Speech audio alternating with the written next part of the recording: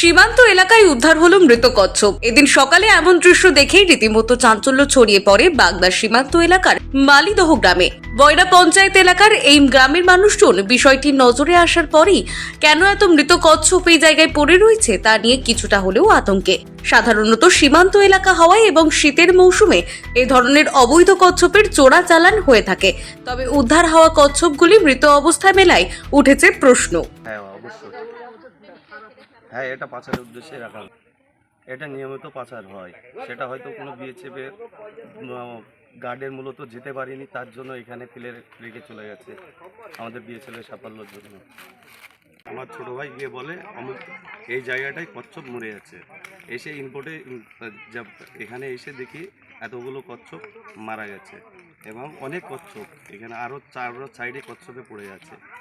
এগুলো সন্দেহমূলক দেখা গেল যে এগুলো এই ফাঁদ থেকে এসেছে কি ও ফাঁদ থেকে এসেছে, এটা কোনো নির্দিষ্টতা নেই।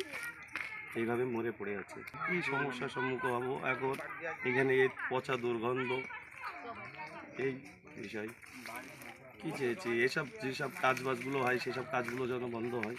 সীমান্ত এলাকায় উদ্ধার হলো মৃত কচ্ছপ। এদিন সকালে এমন দৃশ্য দেখেই রীতিমতো চাঞ্চল্য ছড়িয়ে পড়ে বাগদা সীমান্ত এলাকার মালিদহ গ্রামে। বয়রা পঞ্চায়েত এলাকার এই গ্রামের মানুষজন বিষয়টি নজরে আসার পরই কেন এত মৃত কচ্ছপ এই জায়গায় পড়ে রয়েছে তা নিয়ে কিছুটা হলেও আতঙ্কে। সাধারণত সীমান্ত এলাকা হওয়ায় এবং শীতের মৌসুমে এ ধরনের অবৈধ কচ্ছপের চোরাচালান হয়ে থাকে। তবে উদ্ধার হওয়া কচ্ছপগুলি মৃত অবস্থায় মেলায় উঠেছে প্রশ্ন। হ্যাঁ, এটা পাচারের উদ্দেশ্যে রাখা হয়। এটা নিয়মিত পাচার হয়। সেটা হয়তো কোনো বিএসএফের গার্ডের মূলত যেতে পারিনি, তার জন্য এখানে ফেলে রেখে চলে গেছে আমাদের বিএসএফের সাফল্যের জন্য। আমার ছোটো ভাই গিয়ে বলে আমি এই জায়গাটায় কচ্ছপ মরে আছে। এসে ইনপোর্টে এখানে এসে দেখি এতগুলো কচ্ছপ মারা গেছে এবং অনেক কচ্ছপ এখানে আরও 4 সাইডে কচ্ছপে পড়ে আছে।